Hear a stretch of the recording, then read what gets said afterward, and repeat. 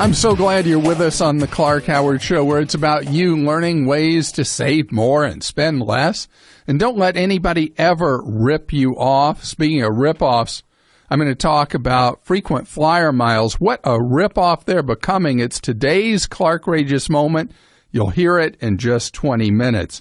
Our web address, clark.com. When you have a question for me, clark.com/ask. I got a question for you. Where are the jobs right now in America? We're going to talk about that in just 30 minutes. I am a huge advocate of electric vehicles. I think that electric vehicles solve so many problems for us as a country. Gosh, you can't even shake a stick at all of them. It's so amazing. Electric vehicles, when you convert the electricity to an equivalent of miles per gallon you'd have with like a gas engine car, electric vehicles generally range from about 92 miles per gallon to about 125 mile per gallon equivalent. That's pretty amazing when most of us are riding around in vehicles that got like 20 miles per gallon. But the problem with electric vehicles is range. So it's always the thought of like, well, what happens if you have to go on a long trip? So I had to go to a funeral recently out of town, and my electric vehicle could not make the 320-mile round trip. Just couldn't do it. We have an old gas engine vehicle. I had to take it on the trip because there was no fast charging station I could use. When I got to where the funeral was, it was in a rural area. It just couldn't happen. Stats show that like 90% of the days that the average person drives a vehicle, an electric car without even being recharged could handle it. The problem is the 10% of days where you need more range than the electric vehicle will take. So we haven't figured that one out yet, but it's coming. And it could be something like what BMW is doing at the high end or what Chevy's done at the moderate end with the Chevy Volt that will go 50 some odd miles now, the new one, as an electric-only vehicle, which covers, again, 90% of the days that people drive a car. The average person drives under 30 miles a day. You may not be average if you're driving much more than that. But the Volt, on those days you need to go further than 50 miles, instantly becomes a gas engine car. And that kind of thing with both the electric car with a backup gas engine may be, until batteries have much, much, much more range, may be the answer, because the savings for you driving electric are gigantic as the cost of electric vehicles comes down, and they have come way down.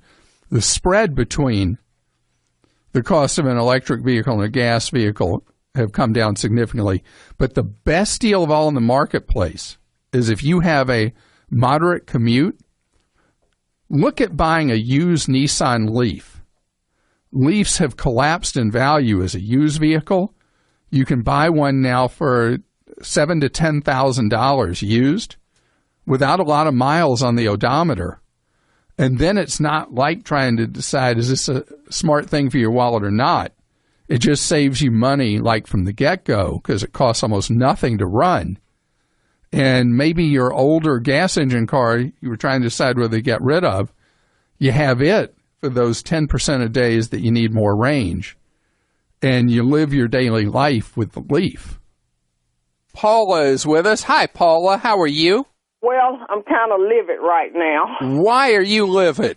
But I just received 3 letters telling me that my credit limit had been lowered. On all 3 cars? On all 3, and I've never been late. I've had these accounts for at least 10 years. I've never been late. What reason were you given? Because under the law, it told me my balances were too high on revolving cards that the amount of credit was, in other words, the amount of credit that I had available was too small for what I owed. Okay, all right, let me explain that to you. Okay. If you're using more than 30% of your available credit, that scares the daylights out of a credit card company. Okay. How much past 30% were you using? Well, I don't really know how much passed. I can tell you this. If my bill asked for a $100 payment, I sent them a $200 payment. Okay, so you're paying double the minimum, but let's take an example. Let's say on one of these cards you have, just for argument's sake, a $5,000 limit, or what kind of limit you have. I'm trying to get at how much balance do you have? Oh, okay. I see what you said. Okay, on one I had a $10,000 limit and I owe $7,000 on. Ooh. On another one I have like a $7,500 limit and I owe about $3,000. Okay. And then on another one I have about $6,000 limit and I owe about $3,000. Okay. Now I know why they sent you that. Did they cut each of them down to pretty much what the balance you owe is? It gave me $300 over what I owe them. Okay. Now, gosh, unfortunately, Paul, I'm going to give you a lot of bad news here. You ready? Yeah. All right. By them doing this, it's going to lower your credit score even more. I know. I called and I told them that. And so, do you have other credit cards besides these three? Right. And how much is charged up on some of these others? Well, I might have 15 credit cards, but I only owe on, say, maybe 7 of them, okay? Really? Right, and then, and I mean, I have some, like, a big limit, like $8,500 on one I owe nothing on. Okay, that's good. And I've got several of them that way that I owe absolutely All right, nothing. now the ones that you have these limits on that you owe nothing, have you not used any of those in a while? And I try to go in and charge $50 or something and then pay it off to keep it open. That's exactly what you should do twice a year on each of those. Now, what happened is this credit card company looked at the 3 cards you had with them, and the pattern is when you get to where you take 7, 10, 13, you're using more than half of your available credit before they cut your lines, and that puts you into a zone where quite often people will default on credit card debt or bankrupt out on it. So that's what they freaked out about. You hit a number with them where they really got scared because the general rule is you never want to use, like on the $10,000 credit card, you'd never want to have more than $3,000 charged on it. Okay. On the $7,500, you'd never want to have charged on it more than $2,200. On the $6,000, you'd never want to have charged more than $1,500. So in all 3 cases, you're at a point where they're going, uh-oh. Yeah, I am so angry. All right. Now I want you to, before you do anything drastic, I want you to give yourself a couple of days to really think it through and calm down, because I don't want you to put yourself in a position where you would really harm your credit for a long time to come. So I understand the anger. You know, you've been a good customer, a good payer, and suddenly they decide that you're not good enough for them anymore. And I know how infuriating that can be, but please take a deep breath, give yourself some days, and the best thing to do with these people is over time pay them off and never do one other penny of business with this giant monster mega bank ever again the rest of your life. Our number is 877-87-CLARK, and Jacob is with us. Hi, Jacob. How are you? I'm doing good. Good afternoon. Thanks for taking the call, Clark. My pleasure. Just a quick question. I have a son that was born. I have a 3-year-old son, and all of his life, every Christmas and birthday, anytime he's ever gotten money, have managed over the 3 years to save up $1,000. And I always said when I saved up to the point where I had saved $1,000, that I would call the only person that I could trust to ask him what I should do with the $1,000 to, kind of get a good path, a savings path going for my son. Right. So your 3-year-old son, is he a genius? Of course, I think he is. All right. You know why I asked you that? Why? What's the likelihood that he's going to go to college? I mean, like historically in your family, is that a likely path for him 15 or so years from now? It's possible. I went to technical school. I didn't go to college per se, but I went to a technical school and graduated high school. And I mean, I'd like to give him the opportunity in my mind if he has hits 18 years old or 21 years old and is headed and doing pretty good for himself, to either possibly buy his first house or possibly open a business or start a business or to pay for college. So I was... Right. The reason I ask that is that for a child, the best place to stash cash is in a college savings plan known as a 529 plan if it's likely that your child's going to go to college. And that's why I asked you the genius question, because if college is not the likely path, or not the path that you expect, or not the one that you would not brainwash a kid like I've brainwashed my children to go to college. Yeah. Well, if you're not going to engage in the brainwashing business like I have, then I can give you alternatives. Because if you put the money into a college plan for your son Jacob and he doesn't go to college, the government eats you up. Yeah, that's what I mean, I don't want it to be fixed, set in stone that he has to use the money to go to college. All right, then I have a different idea that $1,000 works for. Okay. I would open him a STAR account with Vanguard. STAR account with Vanguard? Right. Vanguard is a mutual fund company. Okay. And the STAR account is a special, it's like a starter account. You have to have exactly what you have, $1,000 to open one. Okay. You would open it as what's known as a custodial account, where you would control it for the benefit of your son. And when your son reaches adulthood, which depending on the state is considered to be either 18 or 21, your son would gain control of the money. Okay. Now, what they do in a STAR fund is in that one fund, they invest your money in all different kinds of things all over the world. And so it's a really good one-stop shop. And what's really neat, you can keep adding to that over the years from age 3 all the way up till your son does reach adulthood.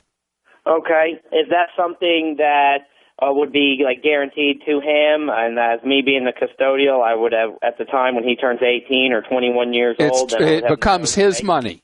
Right. Okay. So if he turns out, let's say, not to be as mature as you might like at the age that he reaches what they call attains majority, depending on the state, what age that would be, and he wants to take the money and go blow it somehow, you can't stop that. Oh, my gosh, that's scary. Well, see, that's the advantage of the college savings accounts, because with those, let's say you were saving the money with the idea of a kid going to college and a kid decides not to, they don't get the money. It goes back to you. So that's the difference. But I love the STAR Fund. Check it out at Vanguard.com, and there's a thing where you can say research funds by name. Just put in STAR. One of the real modern ripoffs is frequent flyer miles. Airline frequent flyer miles were a neat thing to have and to get at one time. Now they're becoming modern fool's gold, and they're today's Clark-rageous moment. Scams, ripoffs, outrages. It's a Clark-rageous moment.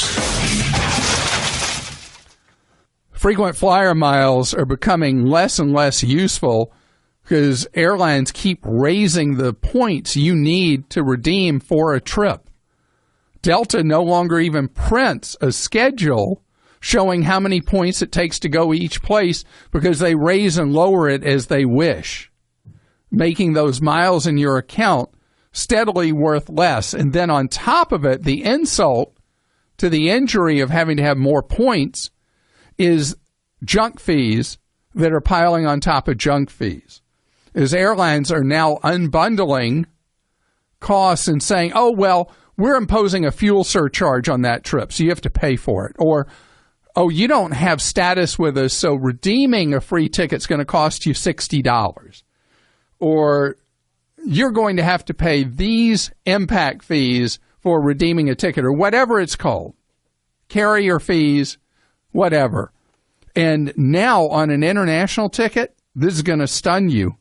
You can end up with fees on a free ticket of $500 to $1,200 on many airlines for your free ticket. That's right, for your free ticket. And so you can end up using a particular miles credit card for an airline, banking those miles. You go to redeem, you see, oh, that's not a bad redemption level, I'll do that. Then you go to check out, and you're having to pay $800, and it turns out you can buy a ticket right now to where you want to go for less than what the redemption fee is sometimes. Now, if that's not the definition of Clark-rageous, I don't know what is.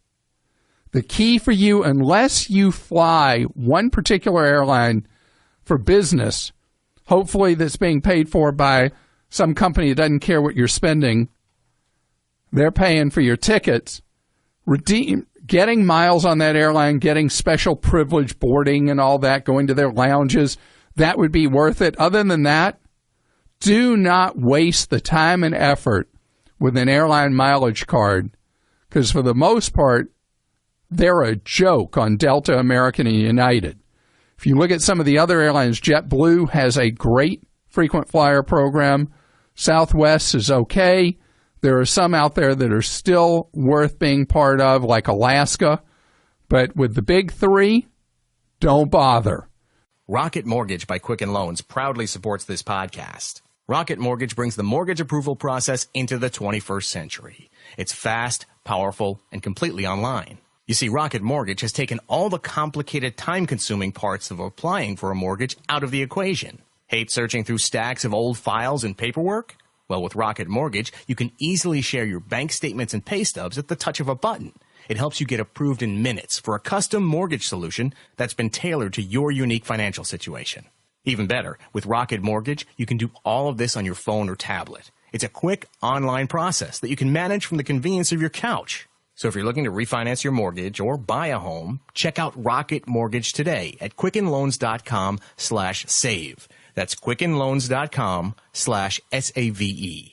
Equal housing lender, licensed in all 50 states. NMLSconsumeraccess.org number 3030.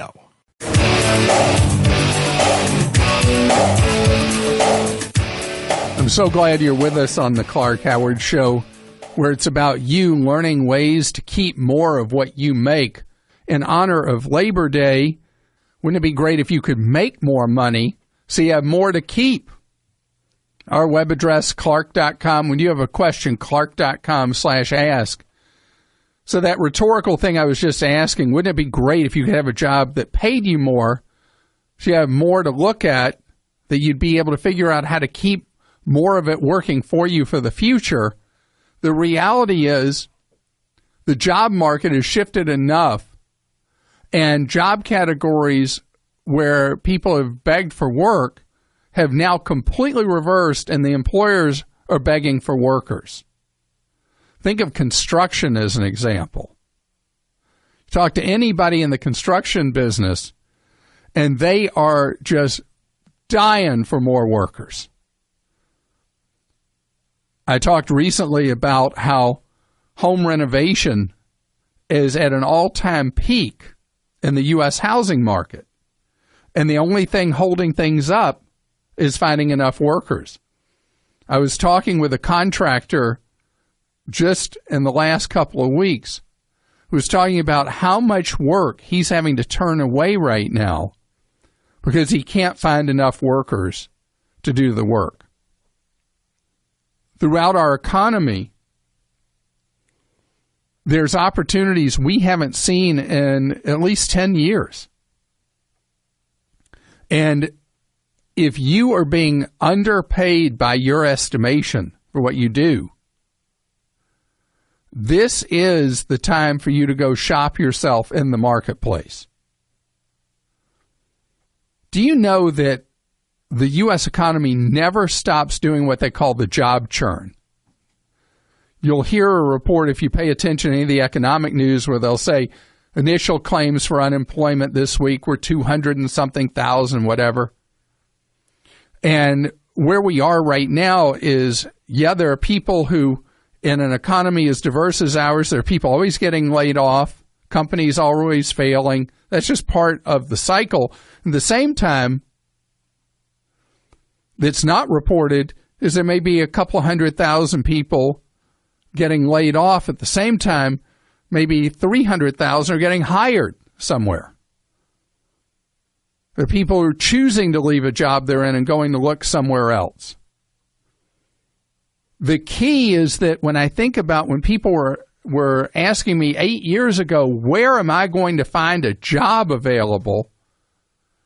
And I didn't even know what to say, because we were in a situation with negative numbers where more people were being laid off week by week than jobs were opening up.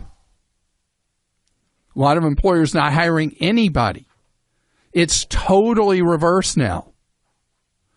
And even if you don't have all the magical skills you hear me talk about with trade or education or experience, right now there are a lot of employers that are even willing to train because they need workers so badly.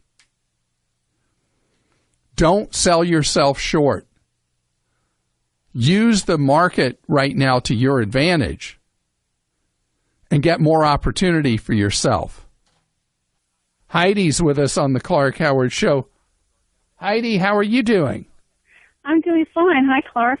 So how can I be of service to you? Well, my husband's been working in his field for 20 years, and he decided, or he thought he might venture out on his own, so he started looking at some small business loans.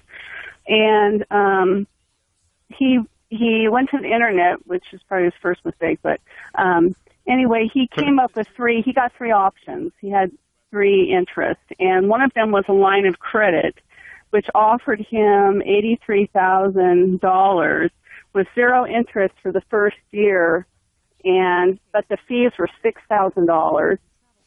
Okay, whoa! Yeah. Wait. So on the web, somebody says, yes, for your startup business, we'll lend you $83,000 and we'll do it at 0%, but you need to pay us a $6,000 loan origination fee? Well, I believe that half of the fees were up front and the other half was at the end of the loan. Red alert.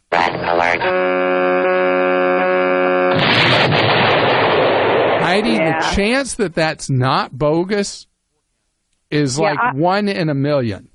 Right. I thought it was pretty fishy myself. Well, it's a common scam known as the advance fee loan scam. And anytime somebody says you need to pay any kind of origination fee up front, you should know pretty much 100% odds that you're going to get scammed. Well, what was interesting was they didn't say any of that initially. Right. It started out, we can probably get you $50,000. And then when he actually had the person on the line, she said, oh, we can get you $83,000. But there'll be a $3,000 fee, and then they sent him the contract, and that's kind of when I got involved in it. Was they said, oh well, actually it's $6,000, and I was like, well, where are the terms of the loan? Where's the interest rate in that? I don't see anything in that contract other than the fact that we're going to pay them $6,000. Right, because it is sadly a very common scam. And your husband is very, very lucky to have you there. Thank you. I think so on most days. Well, I mean, think about how great this is that you're going to be able to say, don't do this, and he's going to listen to you instead of, I told you so, you lost the $6,000. Yeah, he's pretty good at including me in all of that kind of thing, but he just started out on his own, and so I was, as soon as he started telling me the conditions, I was like, well, I'm nervous. I don't understand where this other information should be in there somewhere. Sure. And Heidi, I don't waste any more time with these people. Okay. As far as where I'd love your husband's energy to flow is I'd love for him to go sit down with people at the local SCORE chapter. Have you ever heard me talk about SCORE? I think so, but tell me again. It's the Service Corps. It's the Service Corps of Retired Executives, and it's people who have retired from owning their own business or working for big companies who believe so much in entrepreneurs that they volunteer to guide entrepreneurs or would-be entrepreneurs, which is the category your husband's in, going from a big company to being on his own, how to make it happen, how to identify sources of funds, what should be in your business plan that you go present to a community bank to try to get them to lend you money. Okay. How you might tap into an SBA guaranteed loan. And so all you do is go to score.org. Okay. And find your closest local chapter, and your husband or you and your husband can make an appointment and go sit down with a SCORE counselor. Normally that's completely free. If they charge anything, it might be $20 or something. Well, that's certainly doable. And you got volunteers, so they vary in quality, but as a general rule, they're people who really know what they are talking about, and even more, they really care. All right. Appreciate your input. I knew something was wrong. So. Well, I'm glad your instincts were there and that you were able to protect you and your husband's wallets, because also you're protecting your husband's ambition and idea. Because if you have an idea to start a business and right off the bat you get ripped off for $6,000, it takes a lot of wind out of your sails. And this way you won't have to worry about that. Greg is with us on the Clark Howard Show. Hi, Greg. Hi, Clark. Well, thank you very much for taking my call. This is quite an honor for me. Well, it's great to have you here, and you are getting to a key birthday time, aren't you? Yeah, I can't believe where all the years went, but yeah, it will soon be here. And you look like you're about 37, but you're really going to be 59 and a half? Yes, yeah. Yeah, I'm going to pretty quick. So, but I don't feel it, though. That's one good thing. Well, good. Well, how can I help you?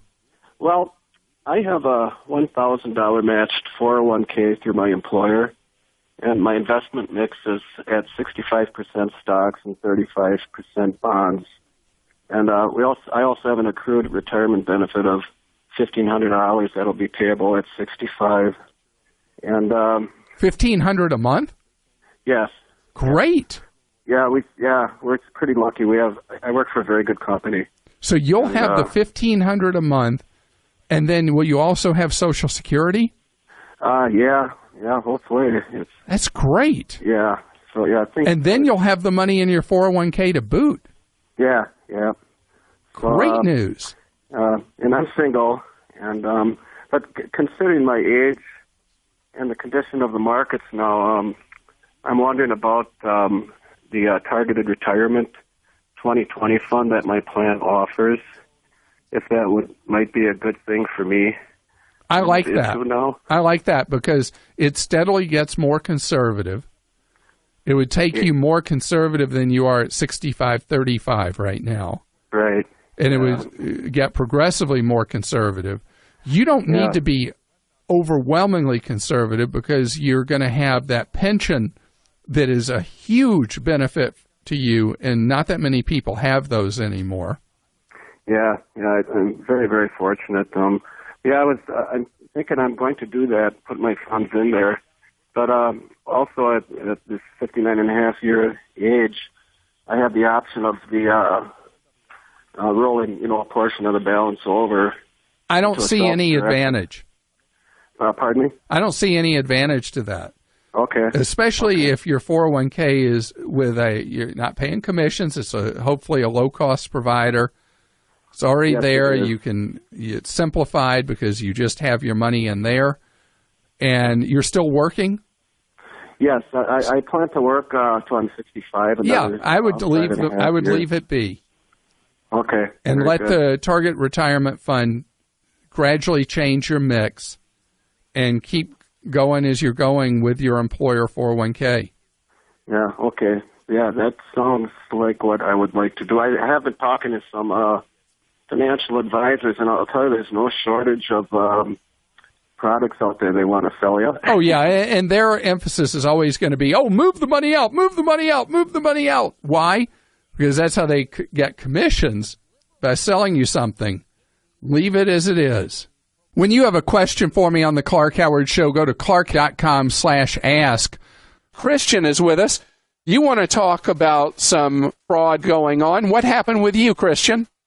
Well, quite a while ago, when I was around 8, a family member of mine used my Social Security to open up 2 credit cards. When you were 8 years old? Yeah.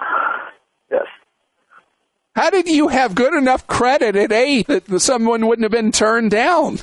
Maybe it was the heydays of giving out credit cards like crazy. I remember getting credit cards in middle school applications, so who knows how that turned out. Wow. So this relative takes out these 2 cards when you're in the 2nd or 3rd grade. Yeah. This happened for reasons that say kind of personal, and essentially they didn't have access to their own Social Security number. And since then, I've known about it. I've been trying to work with him to fix it. I've called the credit card company, changed it to his Social Security, his name, and everything. But my credit score, because it's associated with the history, is still impacted by it. I want to rectify it, but I want to minimize any legal ramifications if there are any. Okay. That is always the bind, because a significant amount of identity theft is a relative or a known person. And the risk can be present that when you bring this into focus, that the relative who committed the crime would in fact be brought into the eyes of the justice system and could suffer criminally for having done this. Now that puts you in a most difficult ethical position. Now, I believe that you cannot justify away a relative doing something like what has happened in your case. And this would only hurt your credit if the relative had not paid bills on time every month throughout the years. Is that the case?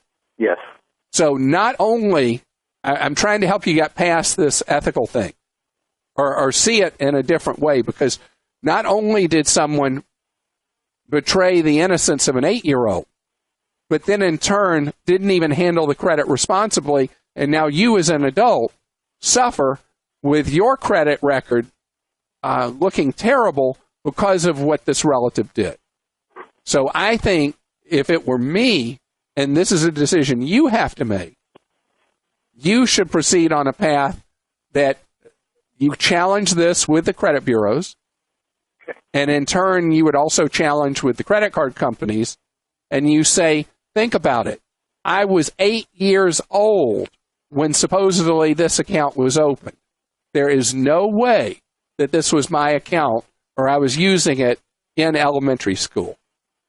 Now, what do you think? Are you willing to let the chips fall where they may, or do you want to protect the relative? I would like to minimize. I don't doubt that there's probably going to be something that's going to happen, but I'd like to minimize it still, if it's all possible, if possible. Okay. Now let's cross an ethical line here. Okay. What I think is the compromise is that you just take the position that, gosh, I don't know how this happened or who's doing it, but I know it wasn't me.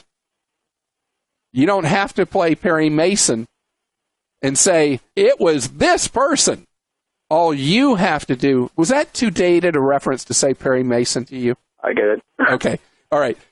Anyway, I think that the position you take is just simply, this could not have been me, and it was not me. I don't know who was pretending to be me, but obviously I was not running around using a credit card at single-digit age. Okay. And you challenge that is on your credit report. And do you remember, follow the 2 steps. 1, you challenge with the credit bureaus those things being posted. And the reason you say is that it had to have been identity fraud because of age. And then second, during the 30-day period that those items are in challenge status, you contact the banks that have put these negative marks about you on your report.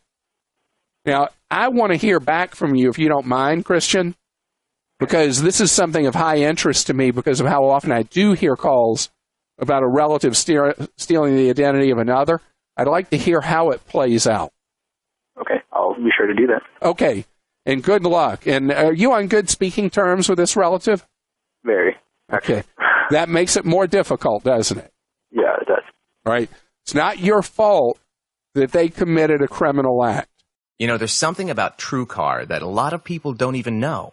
Here it is. Using TrueCar can also help you buy a used car. That's right. In fact, there are over 500,000 pre-owned vehicles available from TrueCar's certified dealers nationwide. So whether you're looking to buy a brand new car or a used car, you can get all the upfront pricing information that empowers you. You can also get discounts off the list price for used cars and a totally better buying experience through the TrueCar certified dealer network. That's where you see what other people paid for the car that you want, so you know you're getting a fair price and you can feel confident. And with TrueCar, you connect with a local certified dealer of your choice, so you can enjoy a quick, easy buying experience. You can use the TrueCar website or the TrueCar app, so it's easy to find the new or used car that you want. You just take your guaranteed savings certificate to a TrueCar certified dealer, and you'll save money on that used car. And if you're buying new, the average TrueCar user saves $3,279 off MSRP.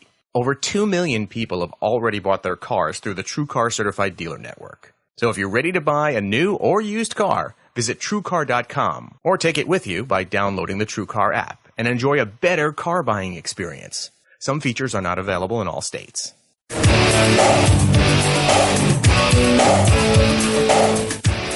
I'm so glad you're with us on the Clark Howard Show, where it's about you learning ways to keep more of what you make. Our web address is clark.com. When you have a question for me, clark.com/ask. There are a number of topics that have been on the show in the last couple of weeks that have caused some unhappiness with a number of listeners. And it seems more than normal. And we have a place for you at clark.com where you can blow off steam. Let me know where I'm not serving you well, where you feel my opinions are off base. It's called Clark Stinks, and you reach it by going to our community section. And when you get to community, you can go from there to our discussion boards and then go to Clark Stinks. So once a week, our producer, Krista, goes through what you posted on Clark Stinks and looks for ones that would be fun to share with you right here on the air. I should have never encouraged you to speak. You must think I'm pretty stupid. You should be ashamed of yourself. Well, maybe I'm wrong. Maybe I'm wrong. Maybe you're right, pal. All right, let's start with someone who's name calling. Mr. Howard. I am a big fan of your show. Mr. Howard? Mm-hmm. And what are you talking about? They put like a smiley face emoticon after it, indicating that they know that's going to annoy you. So, okay. Mr. Howard. I am just playing Clark. I'm a big fan of your show, and although I don't think you stink, after hearing yet another one of your payday loan rants, I do believe you are looking at the horrible, evil payday loans from too narrow of a perspective. I used to be in the same circle as you when it came to seeing payday loans as just plain rotten, but I've recently had to reconsider my judgment of them after listening to a podcast episode that discussed the topic of payday loans. In that podcast, they made some interesting points that I never previously considered. After all, payday loans are designed to be a very small short-term loan, days, weeks, or months at the longest. So when solely focusing on the annual interest rate, it does appear to be malicious. One of the interesting comparisons was to the rental car business, where if you divide the daily rate of renting a car by the car's value, you get similarly high interest rates. After all, renting a car is very similar to loaning out money. The higher the risk, the higher the reward a lender must get in order to make the investment worthwhile. Although I wouldn't go so far as to say you stink, I do encourage you to look over the link above they put to this podcast and consider their perspective of the payday loans. Keep on rockin', Senor Howard. Dwilly. Willie, thank you very much. It's Dwilly. Dwilly? Dwilly. Mr. Dwilly to you. Oh. Okay, so the one thing that is not disclosed by the payday loan industry is the real money is made in what's known as rollovers. When somebody takes out one of those short-term loans, because they're paying such an outrageous amount of interest, they can't afford to pay the loan when it comes due in a few weeks. So they roll it over into a new one, which then rolls into another new one. And there are so many examples of somebody that may have borrowed $300, and in just a few months they now owe many, many thousands of dollars for that original $300. So it is something that is designed to trap people and eat them up when they have a financial problem to make it Armageddon financially for them. And that is just my opinion. That's why I love that you posted that with your opinion about payday loans. Clark, this fascinates me as it implies something is going on that we're not aware of. There is no reason why they cannot get my credit score even when my credit is frozen. The credit card companies are able to do it. I took your advice to freeze my credit, and now Credit Karma does not work. Why would this be? Is it okay to just rely on the scores provided by the credit card companies? Kevin, thank you for that. If you freeze your credit before you've established a Credit Karma account, you cannot access your information on Credit Karma, your score, your report. You can't have the credit monitoring they offer, any of that. You can't do any of that if your credit is frozen before you establish Credit Karma. On the other hand, once you've established a Credit Karma account and then you freeze your credit, all the information is still available through Credit Karma. Same thing with an existing credit card. If you have a credit card, that is an existing relationship. So even if your credit is frozen, the credit scores that you have are still available, and that's how they can be available to you if your credit card company like yours offers it, where you can see them online or on a statement. I nominate Clark Howard for the National Radio Hall of Lame. Oh, I love that.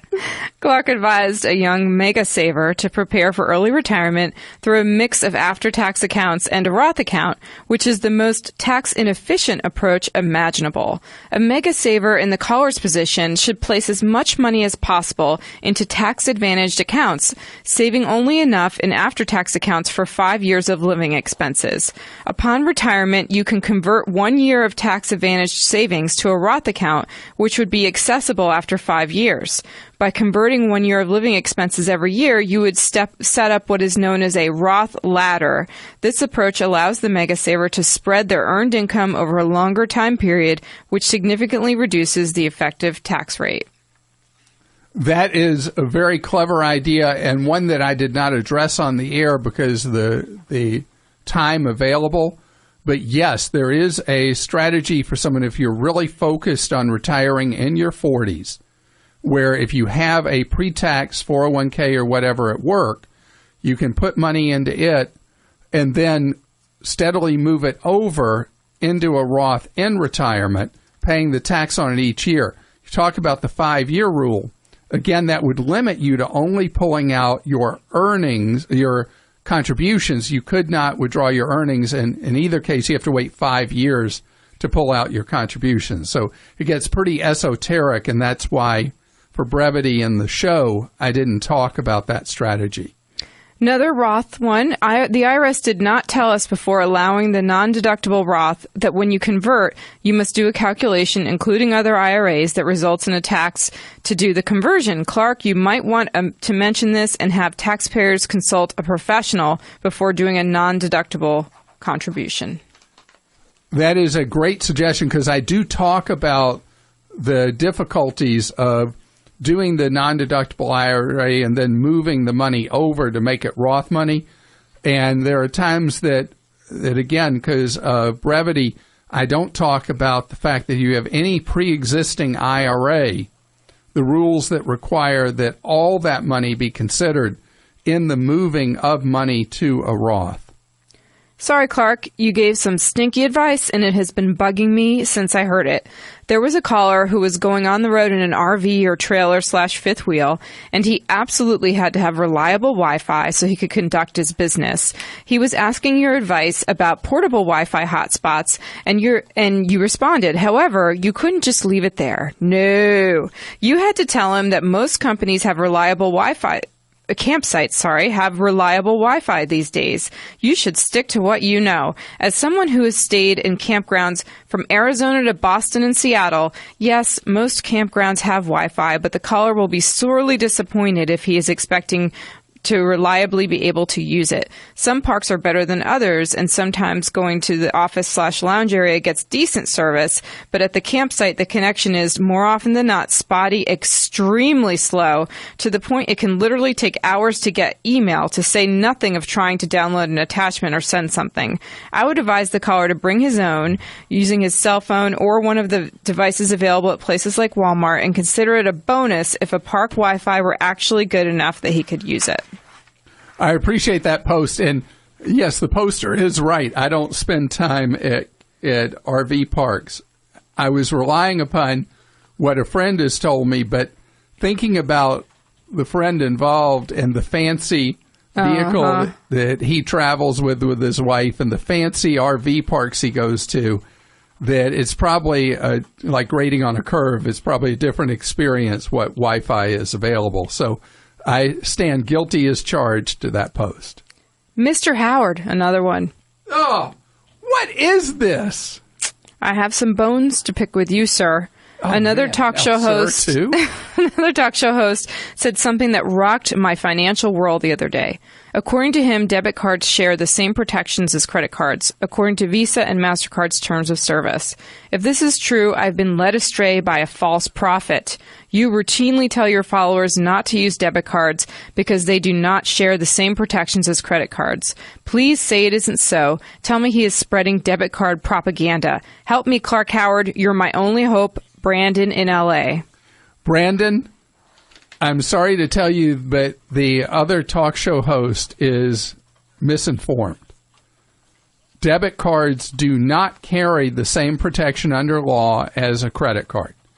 Debit cards, if they are stolen or even the number is compromised, are subject to much more difficult circumstances for you to retain your money. And where a credit card, the liability is capped at $50, a debit card ultimately can have no liability cap at all, but in most circumstances under the law, your liability is $500. Now, let me deal with what you may have heard from this other talk show host. Credit card issuers that issue debit cards and banks and credit unions that issue debit cards have chosen administratively in many cases to go beyond what federal law requires. And if they choose, they can go beyond federal law and provide better protection on the theft of a debit card or the compromise of its number. But the law is clear. Debit cards have vastly inferior protection to a credit card. In addition, if you pay for something in advance, you buy something online, and you pay with a debit card and the merchandise is not delivered or the business goes out of business, you lose your money. With a credit card, you have the right to dispute the charge, and the money is normally restored to your, well, actually, you haven't paid any money. The charge is removed for failure to deliver goods and services. So there are clear differences in the legal protection with debit cards and credit cards. A man called asking about lower-cost funeral arrangements and cremation options. Clark stunk when he failed to ask the man if he or his wife were veterans. When I helped my father shop for funeral arrangements, one mortuary was kind enough to tell him about veteran benefits.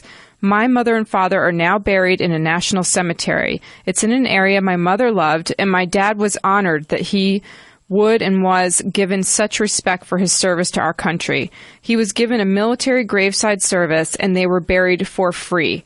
It saved him thousands of dollars. Funeral expenses can be budgeted, but the costs of the cemetery can be huge. This isn't a funny Clark stinks, but he missed a great opportunity to let people who served during wartime know of a great way to save money. Thank you for your service. I'm also a proud Army mom and grateful for my dad's Navy service.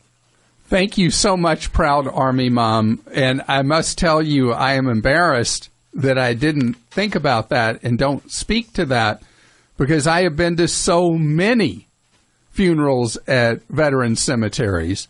And for me to not remember that and not mention it, that is my bad. So thank you for pointing that out. Clark, I've been a listener to you since the early 90s and thrived from your advice. However, I thought your rant about the Cajun Navy was irresponsible. You reported a Louisiana lawmaker wanted to charge people for the privilege of risking their lives to save others during a crisis. And then they linked to an article that I actually showed you before the show because I had a Clark Stinks about it. And this includes a video from the lawmaker. If you believe he is misleading us, you should have attacked his statements and acknowledged the counterpoint. I would expect a more thorough job from you and your staff. Well, actually, the article that Krista, you had the link to, that's the same one that I talked about in the Clark Stinks. My interpretation is that that he was not being supportive, requiring people to go through a registration where people spontaneously went out to save their fellow citizens that were in mortal danger during the Louisiana floods. So if I have miscast the move by the Louisiana legislator, I apologize, but as I read the same story that you have sent me, I feel that what I said was justified. I apologize, though, if it is wrong. And I again salute the people that went out and saved their fellow citizens at great risk to themselves. I want to hear from you. Please go to Clark.com, our community section, go to our discussion boards, go to Clark Stinks, and let me know. Dwight is with us on the Clark Howard Show. Hello, Dwight. Hey, thank you for taking my call. Sure, Dwight. You have a funny question for me because I have seen what you've seen many times. Okay.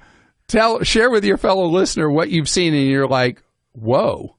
Okay. I've been going to a popular search engine. Oh, you can name it. Okay. I've been going to Kayak for flight information.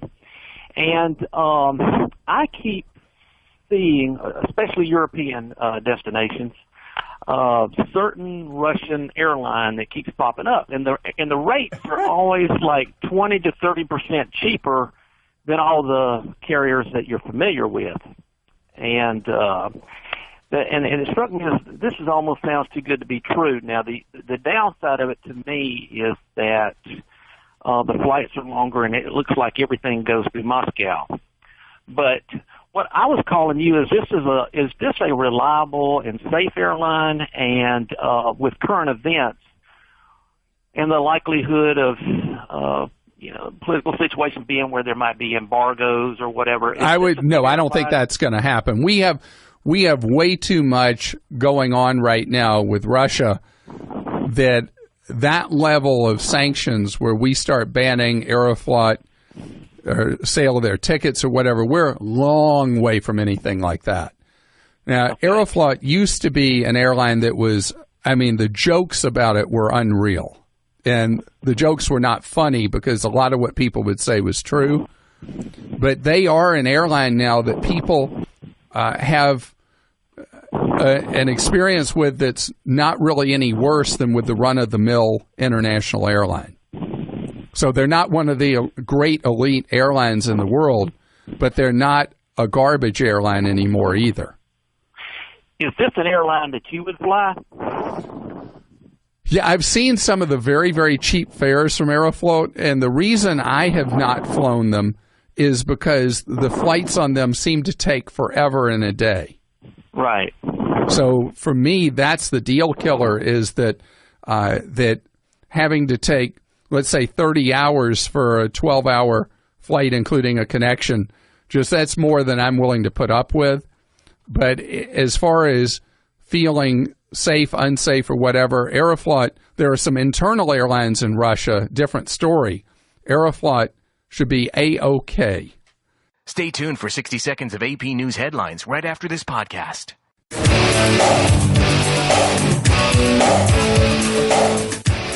So glad you're with us on the Clark Howard Show, where it's all about you learning ways to save more and spend less. And don't let anybody ever rip you off. Our web address, clark.com. When you have a question for me, clark.com/ask. We'll talk about some gifts that Google is giving you right now, whether you're on iPhone or Android. There is a new way to use Google Maps that if you're on a tight data cap with your cell phone carrier, or maybe you're traveling overseas, you can put Google Maps into what's known as Wi-Fi mode, and you download the maps for what you're going to need ahead of time. And then it works like one of those, remember those things we used to have in our cars, those GPS devices that you'd plug into the cigarette lighter, and you put them on the dash and put in where you're going and all that? Well, Google has figured out how to make maps work like that if you're trying to conserve your data.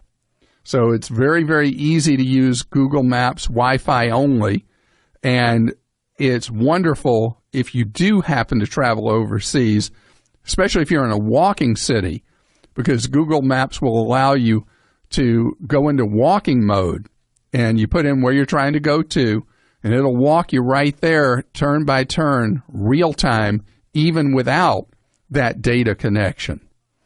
So one other thing with mapping, it's kind of goofy, but Google owns its arch rival in mapping, Waze, in navigation. Waze, W-A-Z-E. If you haven't used Waze, I actually use both because I travel virtually every week.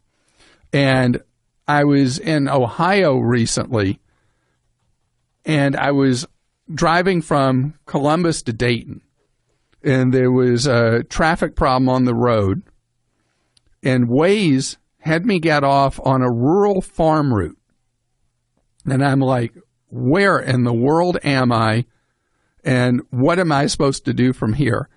And Waze took me on this crazy, crazy series of turns through cornfields and all these horse farm neighborhoods, whatever, horse farms, and got me to where I needed to go around whatever the tie-up was on I-71, and then put me back onto the interstate after we'd gotten around it. But that's not the news. What's interesting about it is how many people are using Waze, because these very quiet country roads had tractor-trailer trucks suddenly on them and other passenger vehicles like me that were all getting around the traffic tie-up. There are people in urban areas that hate Waze because Waze will divert traffic from main thoroughfares through quiet residential areas. And so there's that downside. But what it's able to do, getting you around traffic, is just absolutely incredible. So what I recommend is you absolutely use both Waze and Google Maps, especially if you get into a traffic jam. You want to go to Waze, click the little button on the bottom where you can go to alternate routes, and it'll show you 3 routes to get to where you're trying to go, and then you can look and eyeball and see which one would actually work best for you. Jim joins us on the Clark Howard Show. Jim, you found out a very unhappy piece of information. What did you find out? Well, I got a letter from FEMA saying that my property was now in a flood zone A. I've lived on this property for 26 years. It's on a golf course. The golf course has been around for 51 or 52 years. The creek is called, and it's on a creek. The creek goes through the back of the yard. The creek is called Dry Creek, and the reason for and I tried to do an elevation of my own. I'd say we're somewhere between 26 and 28 feet above the creek at the highest level that I've seen. But there's nothing I can do about it. The bank was notified of the same, and so the bank went out and bought insurance for me, which cost another $300 a month. Yeah. It just seems fraudulent. And then when I did some investigation, minimized investigation, I was told by somebody that, well, they only do a 2-dimensional evaluation. There's a third dimension. They don't get them. That's the elevation at your property, which just seems ridiculous. So here it is, 50 years that I know of the creek being around, and 25 of it with me living on the property. And the reality is that if the creek was to overflow, which I can't imagine it would go to the golf course side. All right. Well, you're appealing to me where the reality is if FEMA sends a flood determination letter, you have the right to appeal. And it's a formal written appeal, and you should do so. FEMA admits, they admit in writing that they make mistakes. But if you don't appeal, nothing happens. And usually if you appeal the flood determination letter that you've received and you do the flood determination letter review process, it takes about 6 weeks to 8 weeks for them to respond. But their thing is that if you, in fact, have a situation where they have made an error and you can provide documentation why they've made an error, they'll reverse it. I don't know how to do an elevation to tell them exactly. All right, well, let me tell you, the money that's at stake, you're talking $3,600 extra a year. That's right, isn't it? Yeah. Right. All right. So it's well worth it for you, and you're guilty till proven innocent. But what you do is you hire what's known as a licensed land surveyor or a registered professional engineer, and they do what's known as an elevation certificate for your property. And based on that, because FEMA generally is doing broad sweeps of areas, and you provide the documentation that your home is not at risk, then they remove that designation and you no longer have to have the higher risk flood policy. Now, you said something else I was concerned about. You said your lender automatically forced flood insurance on you? I'm glad you brought that up because there's something that really bothers me.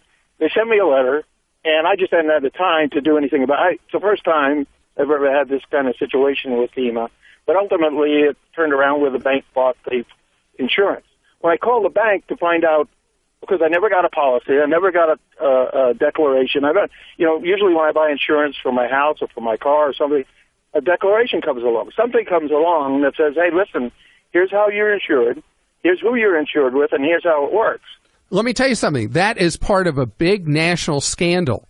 It is not. It's not a real normal insurance process. When a bank does what's known as force-placed insurance, when they cram insurance down your throat that they choose to buy to supposedly protect their financial interest in your mortgage, they charge you premiums 10 to 30 times what it should actually be, and the bank is getting a giant kickback from whoever they place the insurance with for placing the rip-off insurance on your property.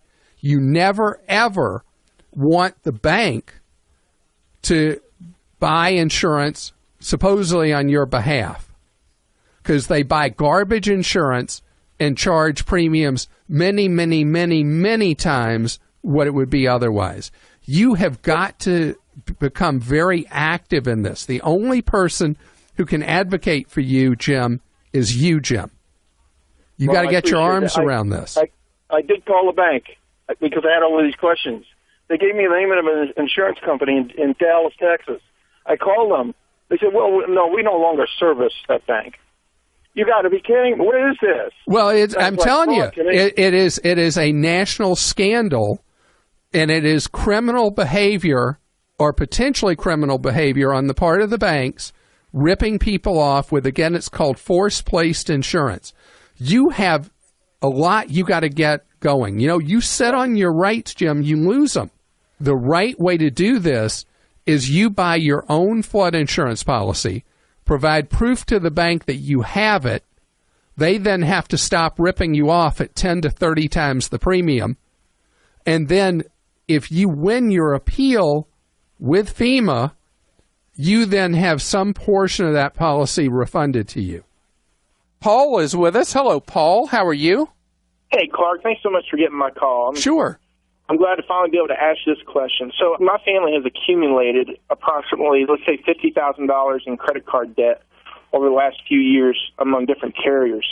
And what I would like to know is, because we're finally in a position where we can pay these off in a big way in the next 2 years, can I negotiate payoffs without hurting my credit? Like, can I tell Visa, hey, I want to give you $10,000 instead of the $20,000 I owe as a payoff without hurting my credit? No, you can negotiate, but you will hurt your credit. Okay. And not only will you hurt your credit, but let me tell you the bonus question. Let's take your example of a $20,000 bill you pay 10, they write off 10. The IRS taxes you on the $10,000 that they write off. As earned income? Right. It's what's known as phantom income. So whatever your tax rate is, you end up paying. So it's the time that someone should negotiate for cents on the dollar is when you're already past too late about your credit. You're not having a lot of income, so that even if you are taxed on it, it's not going to amount to a lot of money. And if you're in a position where you can do like a 24-month plan and pay everybody off, I think it's better to do that because it preserves your credit standing. And think about what you will have accomplished in your life if you go from owing $50,000 in credit card debt down to zero. I mean, that's going to be one happy day when that goes to being zeroed out, isn't it? Oh yeah, we're going to Disneyland. Thanks a lot, Clark. Sure. Have a great day. You too. Bye-bye. Bye. Kevin is with us. Hello, Kevin. How are you doing, Clark? Great, thank you. I understand that things haven't been so kind towards you over the last few months. What happened? Well, it just depends on how you look at it. And I just became a father. Well, that's not bad news. That's great exactly. news. You can't complain there. I have a beautiful little girl. Congratulations. What did you name your daughter? Her name is Ruby Claire. Ruby Claire. Yeah, it's after our grandparents on my wife's side and also on my side. So. How's she sleeping now? Actually, she's sleeping right now, as a matter of fact. That's how I'm able to talk to you. Okay. She's sleeping very well. She's 3 months this week, so she's just been quite a blessing. The bittersweet side of it is I was employed at a church. I was let go with a 6-week severance, but it was 3 weeks before the baby was due.